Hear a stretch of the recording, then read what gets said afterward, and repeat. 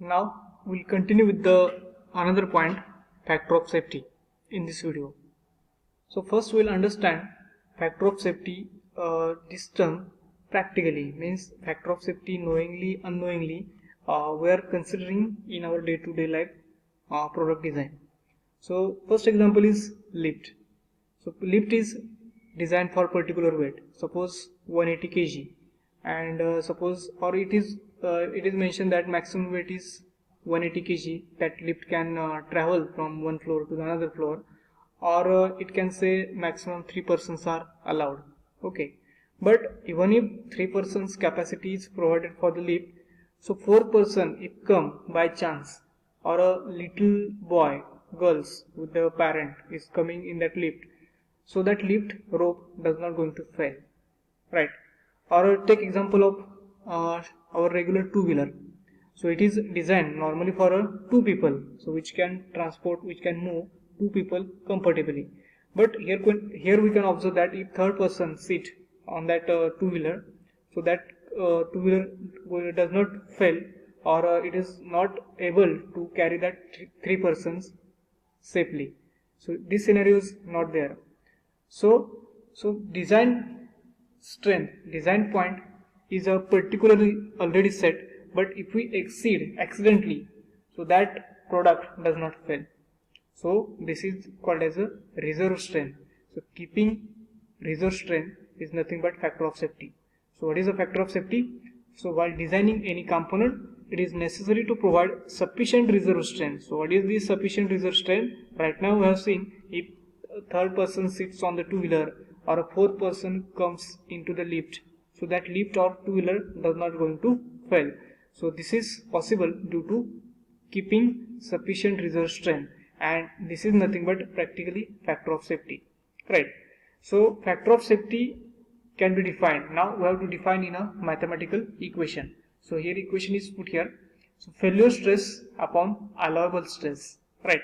So simply factor of safety is ratio of failure stress to the allowable stress. So we can explain this ratio in terms of load also, because what is the stress? So equation of stress is force per unit area.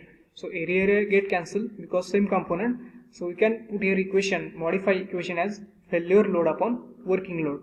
So both equations are applicable for factor of safety. Now here factor of safety, there is one stress, that is allowable stress. Now we have to understand this factor of safety in a reverse way. So what is that? So factor of safety is particularly given in the problem. Now we have to speak the language of problem. In a numerical, Fs value is given. So failure stress is also given, and it depends upon material.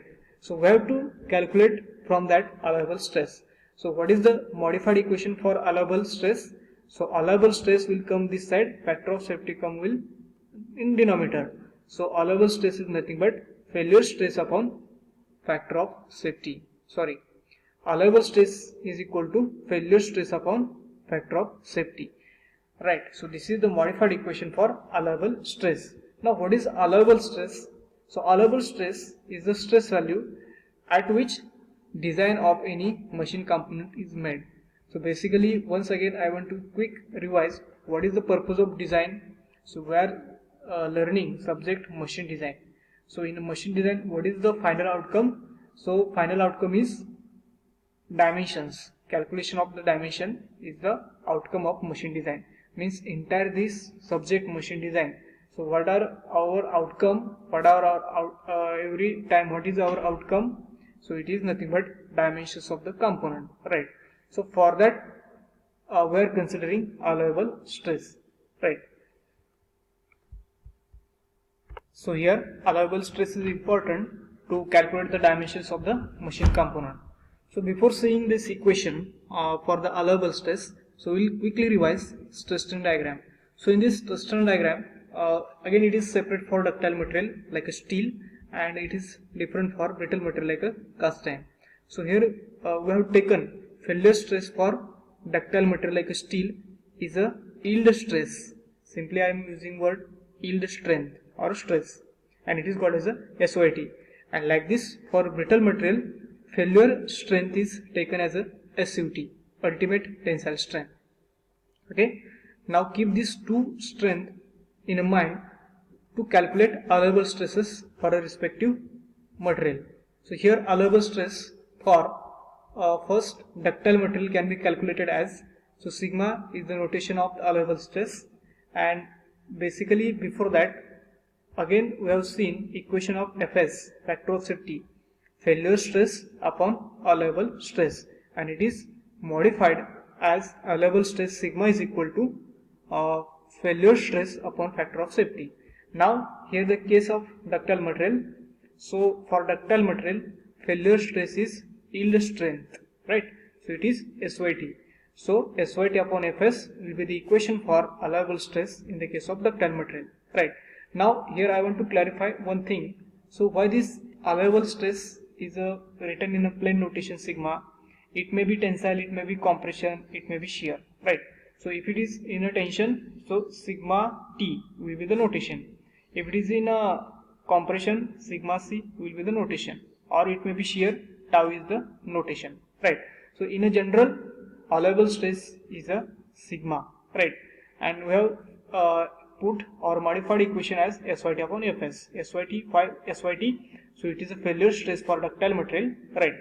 Now in this way, so we can calculate allowable stress for a brittle material using this relation. So sigma allowable stress is equal to, now what is the failure stress for brittle material? It is SUT. What is SUT? SUT is nothing but ultimate tensile strength, right? So U for ultimate, S for strength, and T for tension. So it is read as ultimate strength in a tension. Okay. So divide up by Fs. So this is the equation of allowable stress in the case of brittle material.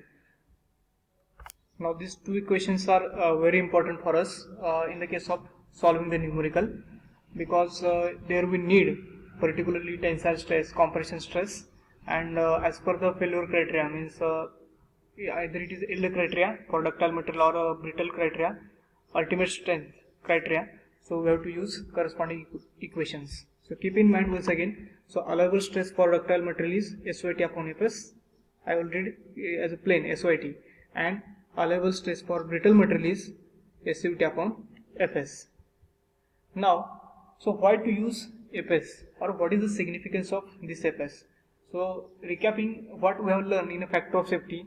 So basically factor of safety means, practically speaking, why we are keeping factor of safety. So it is a reserve strength in the case of accident. We have seen the example of lift. If 4 person came, lift does not fail. Or we have seen example of two-wheeler. If third person came, sit on the two-wheeler, so two-wheeler does not going to fail, right? So we are keeping some reserve strength, extra strength in the case of accident or unavoidable conditions, right? So in terms of formula, we have seen factor of safety as a failure upon allowable. It may be stress or it may be load. Now from that we have derived one important quantity, and it is nothing but allowable stress, and it is different for brittle material and ductile material. So recapping, what is the allowable stress sigma for the ductile material? SYT upon Fs. And what is the allowable stress sigma for brittle material? SUT upon Fs, right? So this part we have seen up till now. Now we have to see here why this Fs we have to use. So there are uncertainty in the magnitude of external force acting on the component. So sometimes we can't predict, so what will be the magnitude of force load coming on the component. So it become very difficult to design that particular component. So in the case of two-wheeler, so when third person will sit, or what is the weight of fourth person which is going to come in the lift. So these are the unpredictable scenarios, right? So keeping in this mind, so such unpredictability can be compensated by using factor of safety. Or second point is, there is a variation in the properties of material, like yield strength or ultimate strength. So where particularly we are assuming that particular material is homogeneous, right? But it is not like that. It may be heterogeneous, different mixture. So this factor causes the variation in the properties, variation in the strength, like yield strength, ultimate strength, and for such due to variation we have to consider Fs. Fs will compensate this variation. or there is a variation in the dimensions, right? So simple example, shaft cross section is normally circular, but if we make their keyway slot, or if you drill their hole, so the section will be not be as like a plain circular section. So there is a change in dimension. So this variation in dimension also compensated by use of this factor of safety. So in addition to that, there are number of assumptions for making design analysis, and it is purely theoretical, right? So this assumption may be not standing practically, right? So we have to compensate this difference, we have to consider factor of safety. Now there are different factors, so that factor we'll discuss here. So before that, we have seen the factor of safety formula as failure stress upon allowable stress, but there is no scope to calculate EFS for the numerical in a subject machine design. So factor of safety is already given to you along with the material, and we have to find out from that allowable stress. But before that, so it is very much important to select this value of EFS. Means there is no clear-cut table or chart to select the EFS. Means for this material, take this value of EFS. So that we have to select from the previous design experience, and that will for that these are the different factors that will helpful to design or select the value of EFS. So first is factor, we'll see here one by one. So effect of failure. If effect of failure is severe, means a loss to the human life. Suppose boiler fails, so it is a threat to the human life, right? So in this case we have to keep high factor of safety while designing, right? Suppose type of load. So if it is static load, means there is no variation in the load, so we are knowing the load already, so we can keep EFS here lower. Degree of accuracy in a force analysis. If it is accurate, then we can select low EFS, right? So intention of keeping EFS is to counter the unpredictability in the design. So if we know accurately the force analysis of particular component, so we can keep EFS low. Or material of component, if it is homogeneous, keep low EFS. If it is heterogeneous, keep high EFS. Reliability of component. If design of the system, suppose power station, defense equipment, so there is high reliability required in the component. So under such cases, we have to keep high EFS. Cost of component. If factor of safety is higher, then dimension increases, right? So you can check by the formula. So if factor of safety is higher, dimension increases and overall cost get increased. Or test of machine element. If testing of machine element is done in actual environment, right, which is similar, analogous to practical environment, so in such cases we are keeping low EFS.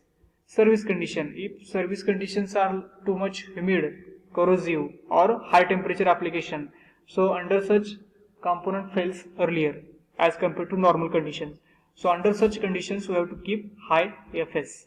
So EFS selection depend upon service condition.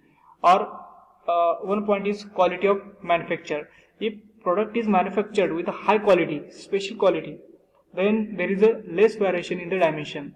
And if there is a less variation in the dimension, so it is not, we not bother to keep high EFS, right? So if there are variation are less, we know there are less variation in the component, so we can keep for such quality of manufacture low EFS.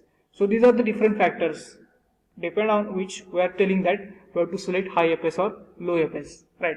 And last point is that, so what is the range of this EFS? So for ductile material like a steel, factor of safety is 1.5 to 2. Keep in mind, for steel 1.5 to maximum 2. And for a brittle material like a cast iron, so factor of safety is a 3 to 5. So these are the ranges for the factor of safety. And again we can add one particular type of load, that is fluctuating load.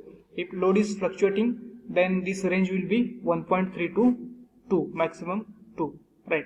So these are the ranges for factor of safety.